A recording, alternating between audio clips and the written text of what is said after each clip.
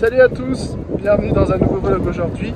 On continue notre tour d'Europe des différents stades et nous sommes aujourd'hui sur les bords de la mer Noire, Bulgarie, à Varna, pour un match entre le Sparta Varna et Eibar, un match plutôt de milieu de tableau. Ça fait déjà un petit mois presque ici la Bulgarie a repris son championnat.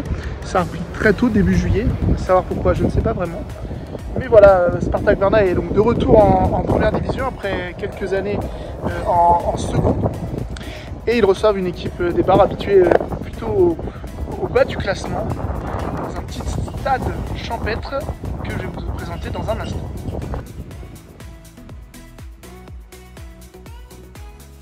Autre petites infos, pas forcément de joueurs très connus dans cette Bulgarie. Dimitar Berbatov, peut-être le dernier, Stoïkov avant lui.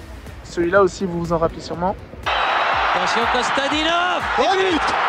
Et après, ça peine à exister dans les stars, forcément pas non plus de stars locales. Quelques Français qui sont ici, notamment Thibaut Vion qui est passé par Toulouse, notamment qui est dans un club ici. Mathias Coureur aussi. Francis Pierron qui a signé au CSKA Sofia et qui a déjà marqué en Europa League Conférence lors des tours de barrage.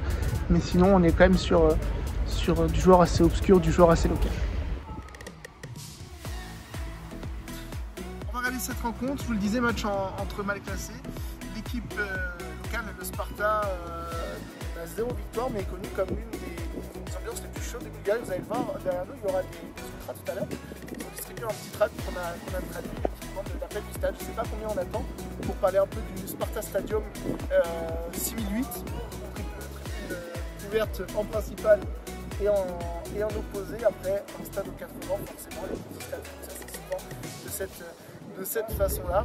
Vous en parliez tout à l'heure, le petit tract distribué par les ultras et le petit billet assez atypique quand même, c'est vraiment une feuille de papier, on ne nous a même pas scanné à l'entrée et c'est un placement libre sauf dans la tribune principale qui est la zone VIP et les joueurs sont en train d'arriver à l'échauffement.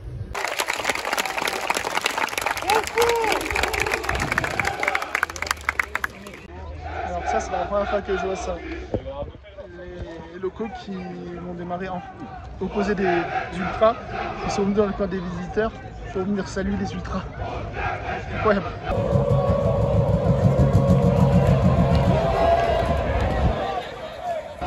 Après un petit moment, on s'est rendu compte qu'en fait, il n'y a pas de projo.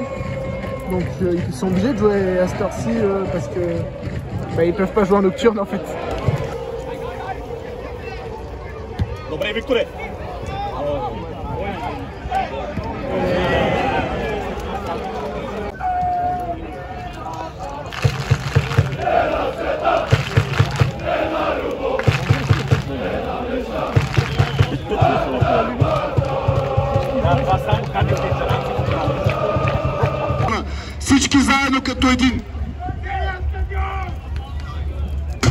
Il a une meilleure sono que le stade.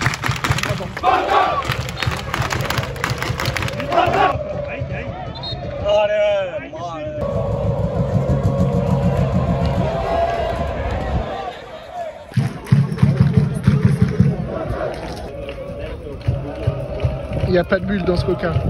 Bon, en même temps, ils le vendent à 65 centimes. 65 centimes le coca. À mon avis, à Geoffroy Guichard, c'est pas ça.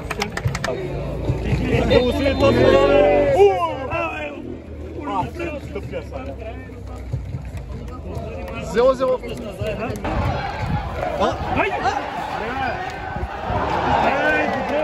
Pas loin. On attaque la deuxième mi-temps, mais le soleil il se couche. Et comme je vous disais au début du vlog, il n'y a pas de projo. Du coup, on va finir en nocturne au flash.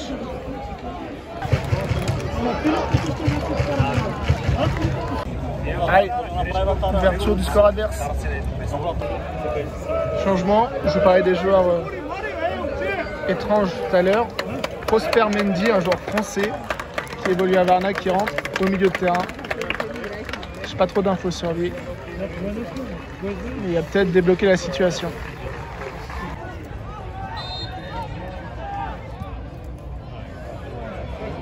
Oh, il y a mort. Penalty. Penalty en direct.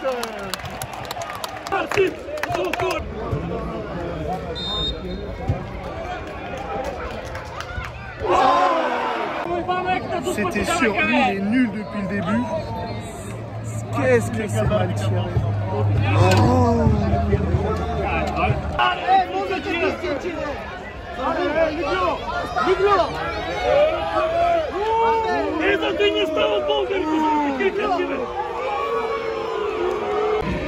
Ça commence à devenir très limite pour jouer quand même là. C'est pas encore le temps additionnel.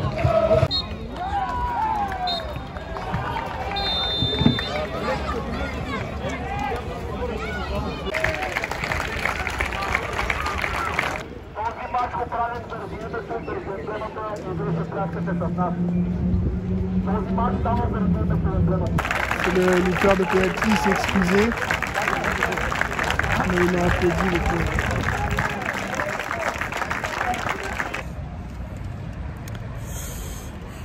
Faites 1-0, vous l'avez vu là sur les derniers rushs, le fautif looper de penalty numéro 90 qui est venu s'excuser, il était vraiment en pleurs, il avait l'air vraiment sincère. C'est bien, je trouve, ces images à la fin des joueurs qui viennent. On sentait que le COP il est important quand même dans ce club et tout, mais qui viennent saluer, il y a eu des fêtes et tout, et le COP vraiment pas, n'a pas harangué forcément les joueurs ou quoi, malgré la défaite. Ça chante encore là même. Après, c'est un petit club, je pense qu'ils sont vraiment préparés. Déjà, ils sont programmés pour jouer le maintien. Là, c'était un concurrent potentiellement direct. Ils sont programmés à ça, mais ils savent quoi. Ils savent qu'ils gagneront pas beaucoup de matchs, que ça va être compliqué, donc ça change pas grand-chose. Même là, 5e journée, toujours pas de victoire, un seul match nul.